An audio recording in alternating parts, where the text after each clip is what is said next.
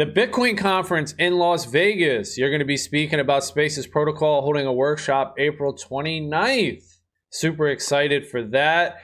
Now, do you have to submit any workshop details, any presentation information for this?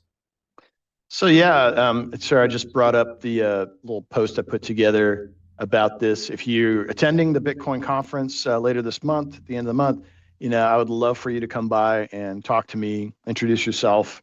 I'm going to be holding a workshop. It's going to be on the workshop and one-on-one stage, which is part of the open source area.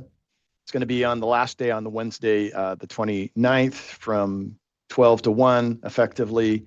And so I get about 45 minutes to do presentation, and we're going to do a workshop where we're actually giving away Spaces names.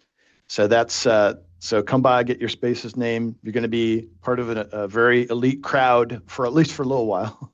And so this is what I look like in the marketing material, and yeah, it's gonna be fun. I'm really looking forward to kind of getting out there and evangelizing about spaces and the possible potentials for it, as well as talking about identity and sovereignty and ownership and how you control. Maybe we can apply this to content.